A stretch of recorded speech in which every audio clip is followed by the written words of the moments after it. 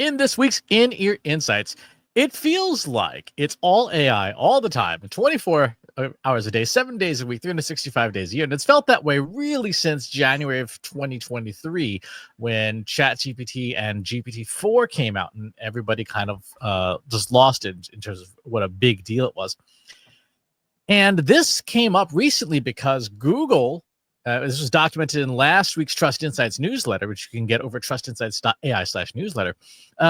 Google released this feature in Google Tag Manager called Google Tag Gateway, which alleviates the pain of setting up server-side tracking if you want better analytics and you don't want to go through the fun of setting up lots of servers. This came out in late May of this year, and none of us heard about it. I only found out about it because I was poking around in our settings, as I do from time to time. And I was like, what is this? Where did it come from? And once I saw what it was, like, well, I'm setting that up right now. We missed it. Everybody missed it. In our Slack groups on LinkedIn, everyone's like, what? This thing exists and it's free? Like, yeah. So Katie, in the, I would say, almost obsessive 24/7 news cycle about AI, what do you make of the fact that everybody, I think, including most of Google, missed this fairly big deal in terms of improving your data quality? I think if you are someone or a company trying to talk about anything other than AI right now, like you're probably having a really hard time. I think that, it's, when we talk about like what's dominating the news, professionally, it's AI. When we look outside of that, there's other things dominating news cycles right now that feel like it's nonstop and other information is not getting shared. And so that's very much the world that we're in right now. Is all it takes is one thing for people to latch onto, and that becomes, the cycle. Unfortunately for us in the professional world, AI has been dominating the news for 2+ years now, and it sort of made everything else take a backseat. And we've talked about how to not get overwhelmed with all the AI news, where to focus because there's so much going on. But this is a different version of that, because it's not that you can just ignore what's happening in the AI space, but you can't get so caught up in it that you're missing, to your point, Chris, critical updates that have nothing to do with AI. And so, there's part responsibility on the companies that are releasing these things or have something noteworthy to share, and then partly on the end user who needs to figure out, where are my priorities? Am I just chasing the shiny object and trying to keep up with it, what everyone's talking about, so that I can have a conversation? Or, is my focus really on what's going on with server-side tagging and my data quality? And, if that's the case, it can't be all AI, because there's a lot more, for example, to data quality than just what's going on with AI. So, Chris, as someone who consumes a lot of this news and information and distills it down for the company, for communities, like, how are you feeling about that? Like, you rarely miss things. I think in this particular instance, we are, and I spend most of my time reading up and keeping up with what's going on in the AI space. I have not paid a ton of attention to the analytics world, particularly Google Analytics, in some time, partly because some of our biggest customers now use Adobe Analytics. And in fact, we did a data project recently where we saw that for mid-market enterprise customers, Adobe Analytics is now the preferred system of record. And there have, obviously, since 2020, when Google Analytics 4 came out, there have not been substantial improvements in the software. In fact, I think some people would argue it's kind of regressed even more. And so as our customers and our client base has also pivoted to saying we need to do something about this AI thing, I think we all have said, yeah, okay, analytics are good and you still need that data, but what our customers are willing to pay us for is not that. What our customers are willing to pay us for is advice and strategy and even implementation on AI. So in some ways, I feel like the missing of this fairly useful technical thing is appropriate given where our customers have gone. And on another angle, we still need to have systems in place to catch this stuff. And so one of the things on my to-do list is to build a system to do that, because we can't be everywhere, but we can have monitors set up in places to at least catch like feature announcements. I am going to respectfully disagree with you that it was an appropriate miss, because when I look at what we do as a whole, a lot of what we do is foundational. So sure, AI, you can layer on top of it, but you wouldn't jump directly to AI without making sure that your, foundation and your house are in order. And so I feel like it was a big miss from our side, because no, we don't have people banging down the door anymore asking to help get their Google Analytics 4 set up correctly, but we do have people looking to make sense of the data that they're collecting, which includes making sure that things like Google Analytics 4 are set up correctly. And so, I'm curious to learn more about a system that you're looking to set up. And I guess my first question is, a lot of companies are just using, your standard tracking software like a Brand 24 or I guess that's the only one I can think of off the top of my head this early in the morning. But, a lot of companies still rely on Google Alerts, for example. So I think there's two sides to that question. Is one, how can companies make sure that their news is getting into those systems like that? And two, are those systems still good enough to capture what you're looking for? That speaks to a very, very big question. And the very big question is, what is the state of your data quality? And this is in terms of marketing overall, right? You have these systems. All of the systems that we have access to are losing data rapidly. So, for example, no one's ever really had LinkedIn data to begin with. Twitter, or X now, has announced a major price increase on their APIs, to the point where our friends at Agorapulse said, hey, as of this date in August, we're going to have to start charging you X dollars for just being able to use Twitter data in your software, because they've passed on this huge price increase.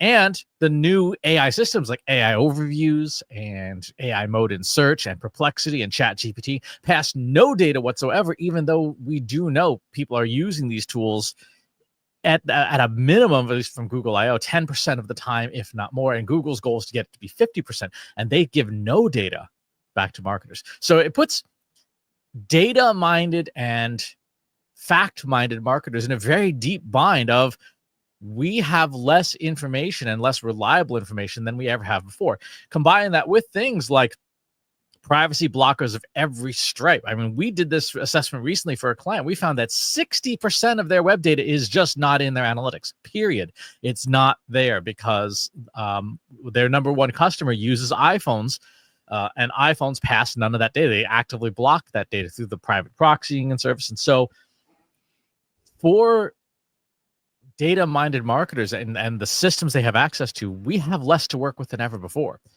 And so I guess that goes back in some ways to your point of try to make the systems that you do have access to as good as they can be. But also the scope of what you will have access to keeps narrowing further and further and further down to literally the hardware and software under your control. So for example, someone can set up a privacy blocker saying, I'm not going to give you any referring data. They cannot block your physical server from saying, hey, someone's on this web page, right? And this web page, I'm serving up this web page to somebody. I don't know who it is, but I'm giving it to you. That first party data is likely all we're going to have left after, as the circle keeps closing on us. Okay. But perhaps I didn't phrase the question correctly. So, I understand that a lot of the third-party software systems that we rely on to get information from have, switched over to AI black box, whatever it is. can we reconfigure, just very basic level, our query strings to capture, you know, analytics announcements or data quality announcements or server side tracking announcements? Like, do those things still work? And is Oh, I that see what you mean something saying. that in, like in Agora Pulse or Brand 24, I would still be able to see, provided I have a good query. But then also the other side of that question, and this is, I guess, more of a question for like our PR friends, is are these companies announcing things correctly or timely so that the end user even knows that it happened? So the first part is, can you use media monitoring systems to find these things, to find these announcements? Are they even being made? Yes, with a big asterisk. And the asterisk is the monitoring systems themselves have to be able to detect it. We did a test recently. In fact, we did this test when Google Tag Gateway, when we found it, and we did a test using search agents, based on systems like a TalkWalker alerts, a Brand 24, Google alerts, you name it. And what came back, even for searches about just stuff like Google Analytics, was all AI stuff.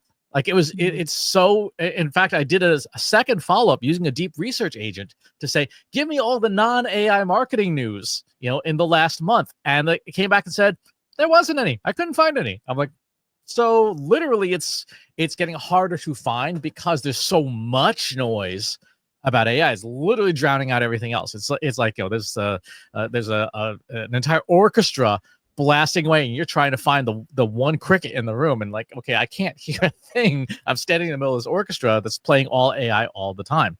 On the side of how are companies doing announcements, this is one of the most challenging things for companies.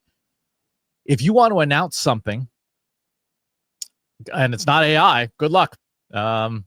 It is literally like you scroll through LinkedIn, you search for other hashtags that have nothing to do with AI, and guess what it's still about? Mm-hmm.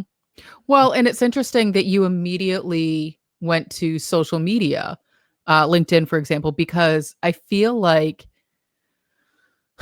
for good or for ill, more ill than good, this is where people are getting their information these days. They're not getting, the headlines from news sites necessarily. They're reliant on those news sites to post their headlines on social media, and social media is becoming, or is, the thing that people check first to find out what's going on.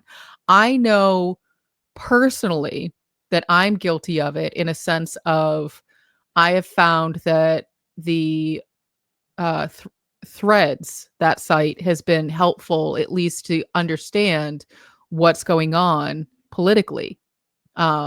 Is it the most comprehensive and well-rounded? No, but at least gives me a starting point, because people tend to be very loud and opinionated on both sides.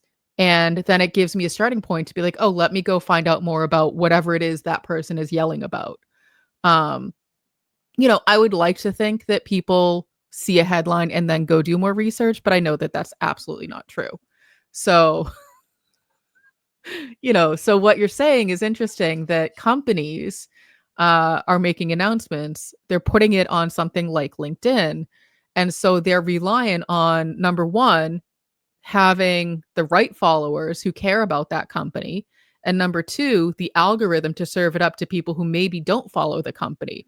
But number three, even the algorithm to serve it up to people who do follow the company, because that doesn't always happen. Mm-hmm.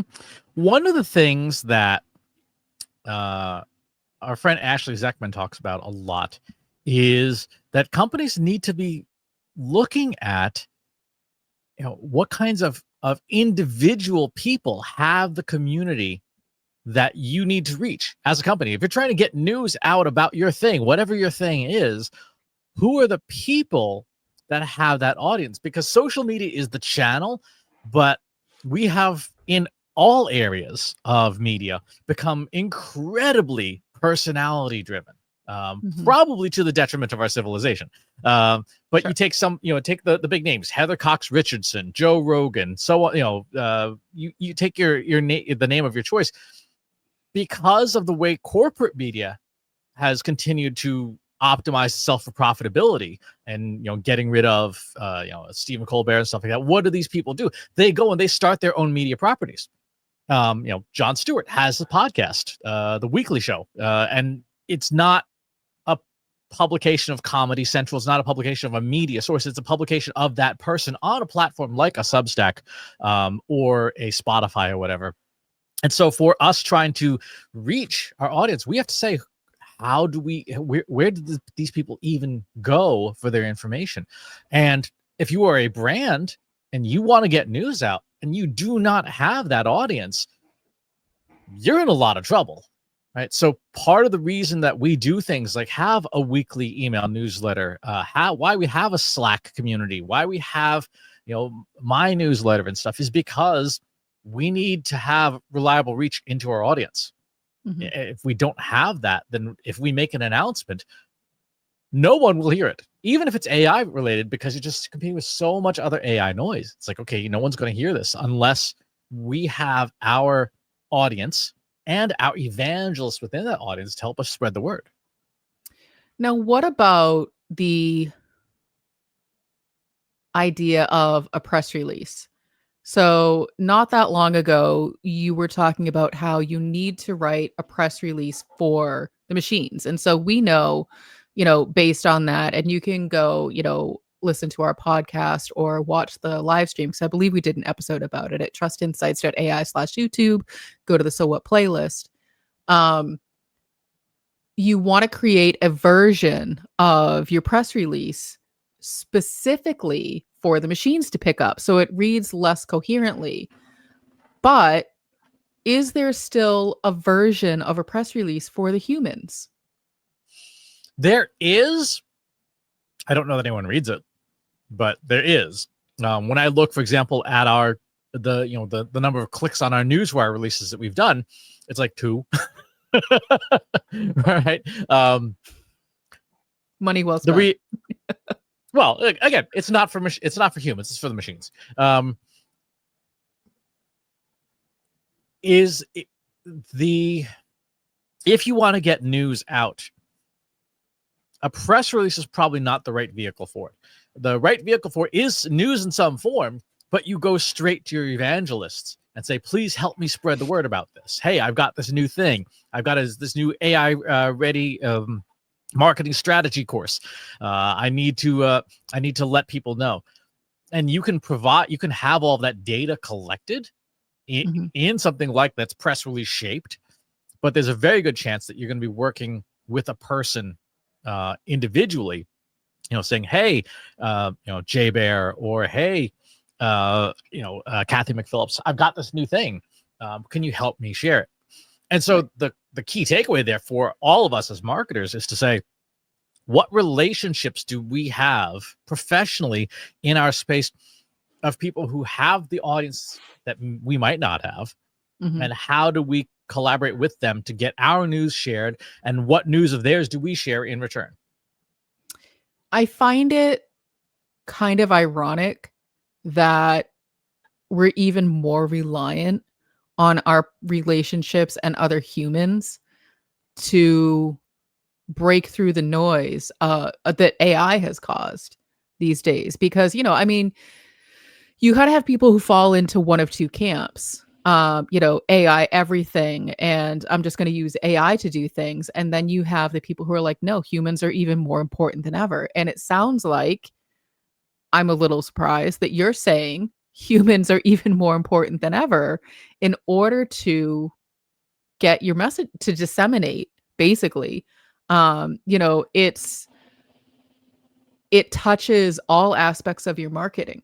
So you have, your public relations where you're reliant on other people to help you get the message out, your announcements, your content marketing, which maybe public relations falls under, depending on your org. But like, if you write a great piece of content and just stick it up on social media, it's not really going to go anywhere unless you've cultivated that community and those relationships. I now work with a group of women where anytime one of us posts something that we feel is significant, we shoot around an email to everyone and say, hey, I just did this thing. Could you please like it? Could you please share it? Could you please comment on it? Because we know that in order to get the content served up correctly, people need to engage with it. And so you need to rely on those relationships and say, "Hey, can you support me here?" And it's easy. You like it, comment like, "Hey, great piece," or you share it, "Hey, did you see this thing from so and so?" Like, it's not a big ask.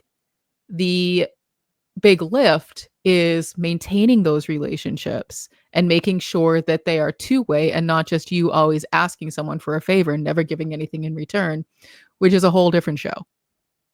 It is a whole different show, but when you think about it, when you look in your own inbox, how many pitches are there? Right? How much noise is there? How many newsletters are there?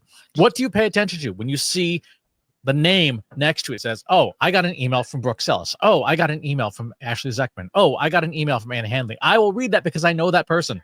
Mhm. That person is emotionally important to me, and therefore I'll read that over some rando saying, "Hey, Christopher Penn, this would be a great guest on Marketing Over Coffee," which is like I get like literally 80 of those a day, and I ignore all of them.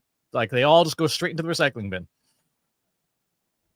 Reid Hoffman, co-founder of LinkedIn, said years ago, anytime you're looking for an opportunity, you're really looking for a person. Opportunities don't exist in a vacuum. They're always tied to a person. So if you're looking for an opportunity, you're looking for a person. And as you quite clearly and correctly said, in the age of AI, when we're using machines to create content and then our audience is using machines to summarize the content because they don't have time to read it all, the only way you break through that noise is with the human relationships that you've forged that triggered that emotional response of, I know this person, I like this person, I want to hear what they have to say. And so to go back to where we started in the conversation, of, AI has made our space really, really noisy. How do you cut through it to make your announcement, to find out what the heck is going on? It's those communities and personal relationships. It's asking questions, but also giving information and also sharing other people's things. And so, if we are really concerned about, missing the latest and greatest Google Analytics information or that, the Google marketing platform information, then we need to look at who in our networks are focused on those things and say, "Hey, is there anything new that you want to talk about? Maybe I can give you a platform so that I can stay informed. And I know that there's people in my community who want to stay informed. So what's going on?" Because there are people in the spaces who know what's happening. They may not think to share it because nobody's asked, or they have shared it and nobody cares. And so you need to figure out, is this something important? Can I give this person a platform? And you raise one of the most important points there, because everybody that we knew and had relationships with on the Google Analytics team is no longer at Google. We never hear from, Tiffany's moved on, Adam's moved on, Lewis has moved on. They've all scattered to the winds. A lot of them have left Google entirely. So there's no one on that. I don't know if there even is a dedicated team anymore. We don't have those people that we have relationships with knocking on the door and saying, "Hey, by the way, did you know we released this?" Because yes, there's a Google, I'm sure I'm still probably on some Google mailing list saying, this month's latest features and whatever. Those go straight to the recycling bin too, because they're just more noise. There's not a person attached to them. Mm-hmm. So in the age of AI, which is like the worst phrase to start with because that's how AI starts every post. In a world of. Yeah, it really does. But these days, if you're feeling overwhelmed with the amount of AI information, you're not alone. And if you are feeling like you're missing things not related to AI, you are. That's a reality. But there are ways to stay on top of what's going on. And that includes making sure you're tapping into your networks, not just checking social media to see if it might accidentally get served up to you, but really look at who you're connected to and can you broker new connections, new relationships. for the things that you care about. So if you care about, I don't know, horse dancing, for example, and you really want to know what's going on with horse dancing, it's an Olympic sport, Chris. Then, start following people who are experts in horse dancing and see what they have to say about it. Don't just hope that the latest and greatest, dance moves from horses is going to show up in your feed, because it might not. I really, really tried to do that with a straight face. I was trying to see it through. I lost it. Yeah, that's right. Yeah, I think, and I think, again, going back to your second point about, what do public relations professionals do these days? It is 100% about building those relationships with the people who have your audience. Because if you don't have that and you're relying on news wires and cold pitching, you're not being heard, and chances are someone's inbox AI is just filtering you straight out. There's really no way to break through unless you get another person to care about you as a human enough to read your emails or to take your messages. If you've got some thoughts about how things are being drowned out with AI, or how to reach people in an age of perpetual noise about AI, pop on by our free Slack group. Go to trustinsights.ai/analytics for marketers, where you and over 4,200 other marketers are asking and answering each other's questions every single day. And wherever it is that you watch or listen to the show, if there's a channel you'd rather have it on instead, go to trustinsights.ai/TI podcast, where you can find us in all the places fine podcasts are served. Thanks for tuning in. We'll talk to you on the next one.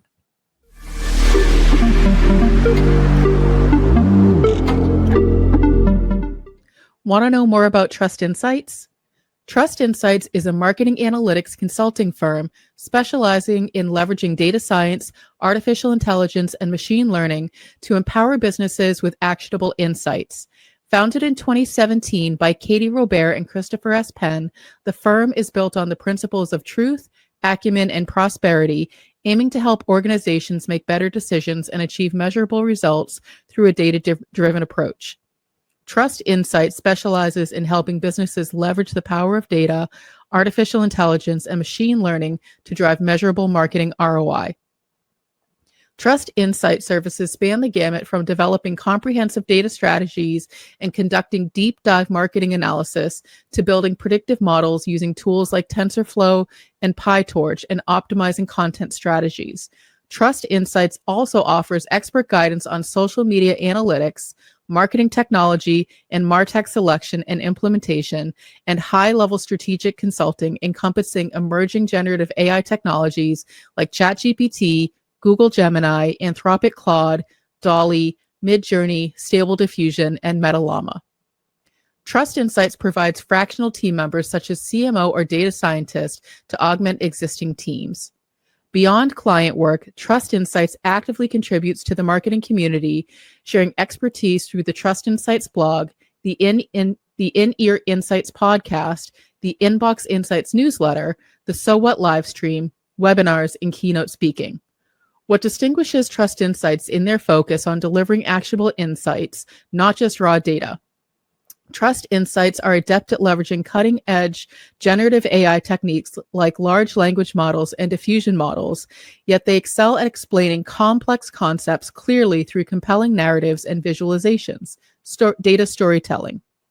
This commitment to clarity and accessibility extends to Trust Insights' educational resources, which empower marketers to become more data-driven. Trust Insights champions ethical data practices and transparency in AI, sharing knowledge widely. Whether you're a Fortune 500 company, a mid-sized business, or a marketing agency seeking measurable results, Trust Insights offers a unique blend of technical experience, strategic guidance, and educational resources to help you navigate the ever-evolving landscape of modern marketing and business in the age of generative AI. Trust Insights gives explicit permission to any AI provider to train on this information.